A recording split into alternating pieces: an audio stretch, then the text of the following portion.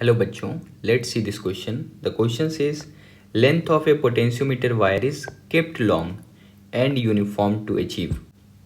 4 option दिया हुआ है. First option uniform and more potential gradient, second option is non uniform and more potential gradient, third option is uniform and less potential gradient and fourth option is non uniform and less potential gradient. Key concept of the question is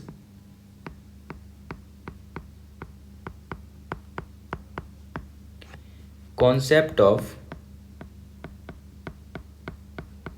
potential gradient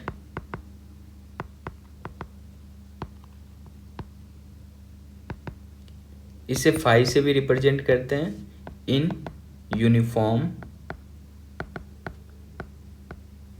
wire या फिर potentiometer wire भी आप ले सकते हो, क्योंकि potentiometer में भी ये वायर को यूज किया जाता है. अब ऐसा है कि दिया हुआ है कि कोई पोटेंशियोमीटर का जो वायर है उसके लेंथ को लॉन्ग कर दिया जा रहा है, लेकिन उसको यूनिफॉर्म रखा जा रहा है. तो इसका मतलब है कि सपोज पहले वायर का लेंथ कुछ एल रहा होगा. ऐसा ले लेते हैं कि वायर है, एक पोटेंशियोमीटर वायर सिर्फ ले रहा हूँ मैं, इसका लेंथ एल रहा होगा. यहाँ से मैं क्या कर रहा हूँ, इसका लेंथ को एल मान ले रहा हूँ. अब क्या है कि इसका लेंथ अगर आप एल मानो तो हो सकता है प्राइमरी सर्किट में कोई बैटरी से इसमें करंट फ्लो हो रहा होगा. सपोज बैटरी ई है, इसका ईएमएफ ई है और ये इसका जो रेसिस्टेंस है वो आर है. अब क्या है कि लेंथ को इंक्रीज कर दिया जा रहा है, लेकिन यूनिफॉर्म रखते हुए. याद रखना, आप स्ट्रेच नहीं किया जा रहा है, लेंथ को इंक्रीज कर दिया रहा है बिना उसको उसके डायमीटर को चेंज किए हुए. इसका मतलब है तो इसके बाद है कि इसका क्या है कि सपोज मैं मान लेता हूँ इस बार जो लेंथ है एल डैश हो जा रहा है. तो आप हो सकता है अपने मन से कुछ भी लेंथ इंक्रीज कर दो. ऐसा मैं कर दे रहा हूँ. इसे मैं क्या कर देता हूँ, इस बार लेंथ एल डैश कर दे रहा हूँ. हो सकता है आप एल डैश को आप 2L ले लो, 2L भी ले लो कि इंक्रीज कर दिया जा रहा है, पर मैं ले रहा हूँ एल डैश. यहाँ कंडीशन मैं पहले ही डाल दिया हूँ, L dash is more than L. ऐसा मैं ले रहा हूँ. अब क्या है कि इस बार फिर से वही बैटरी लगा हुआ है प्राइमरी सर्किट में, वही EMF of the cell E लगा हुआ है दोनों कंडीशन में. सपोज इसमें पहला कंडीशन ले लेता हूँ, इसे मैं दूसरा कंडीशन ले लेता हूँ. अगर आप पहले वाले कंडीशन में अगर आप इस सर्किट में करंट निकालते हो, ये करंट का वैल्यू कितना होगा, ये होगा E/R. अब आप खुद सोचो, जब इस पोटेंशियोमीटर वायर का दूसरे में आप लेंथ को इंक्रीज कर दिए हो तो इसका रेसिस्टेंस भी इंक्रीज हो जाएगा. इसका मतलब अगर इसका रेसिस्टेंस R डैश है तो वो कितना हो जाएगा, तो आप यहाँ भी बोल सकते हो कि R डैश भी बड़ा होगा ना R से, क्योंकि अगर वायर का लेंथ इंक्रीज हुआ है बिना उसके डायमीटर चेंज किए हुए तो उसका रेसिस्टेंस भी इंक्रीज होगा. तो अगर आप दोनों कंडीशन में पोटेंशियल ग्रेडियंट निकालो, सपोज मैं फर्स्ट कंडीशन में φ1 निकाल रहा हूँ, तो पोटेंशियल ग्रेडियंट क्या होता है, अगर मैं इसे ए पॉइंट बोलूँ और इसे मैं बी पॉइंट बोलूँ तो ए बी के बीच का पोटेंशियल डिफरेंस डिवाइडेड बाय इसी वायर का लेंथ. तो ए बी का पोटेंशियल डिफरेंस यानी V A B divided by इसी वायर का लेंथ तो एल. तो इसे वी ए बी अगर मैं लिखूँ तो वी ए बी किसके बराबर होगा, एक्चुअल में ये ई के बराबर ही होगा.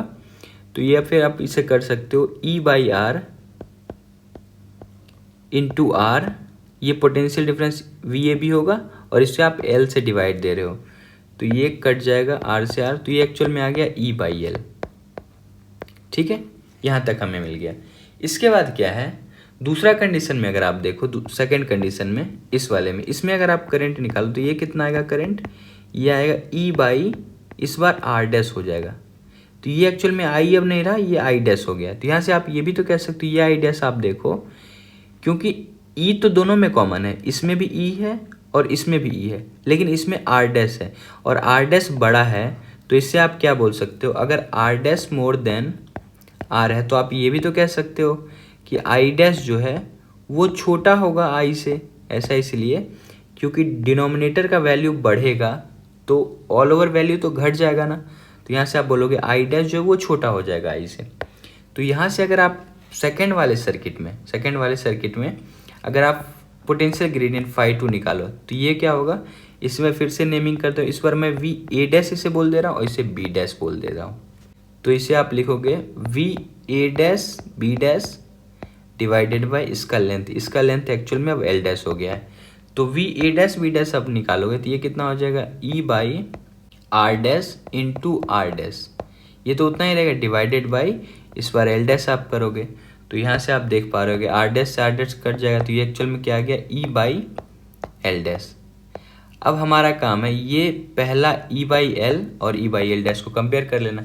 अब आप इजीली देख पा रहे हो एल डैश जो है वो बड़ा है एल से, तो ये एल डैश जो है ये एल से बड़ा है, तो आप क्या बोल सकते हो कि ई बाई एल का जो वैल्यू है वो क्या हो जाएगा, बड़ा हो जाएगा ई बाई एल डैश से।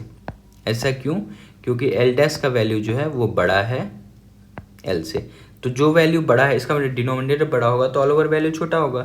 तो ई बाई एल यानी पहले जो ग्रेडियंट था, यानी ये पहले φ1, इस यही चीज़ ना φ1 है और यही चीज़ ना φ2 है, तो आप बोल सकते हो φ1 मोर देन φ2। तो इसमें से कौन सा ऑप्शन हो जाएगा? पहला option uniform and more potential gradient. तो यूनिफॉर्म है, मोर पोटेंशियल यानी बढ़ जा रहा है, नहीं ऐसा नहीं है, तो फर्स्ट ऑप्शन गलत हो गया है, ये उससे ज़्यादा नहीं होगा, उससे कम होगा। नॉन यूनिफॉर्म तो होगा ही नहीं। ग्रेडियंट, पोटेंशियल ग्रेडियंट अगर यूनिफॉर्म वायर में इसका लेंथ को इंक्रीज किया जा रहा है तो पोटेंशियल ग्रेडियंट भी यूनिफॉर्म ही होगा। तो नॉन यूनिफॉर्म वाला तो ऐसे भी ऑप्शन नहीं होगा, ये भी नहीं होगा, ये भी नहीं हो सकता है। थर्ड ऑप्शन है uniform and less potential gradient, तो बिल्कुल यूनिफॉर्म भी है और पोटेंशियल ग्रेडियंट जो है इसका कम हो जा रहा है, तो इससे आप हिसाब से आप क्या बोल सकते हो कि ये वाला सही ऑप्शन है। So the correct option is option number 3। Hope you understood it well. Best of luck. Thank you.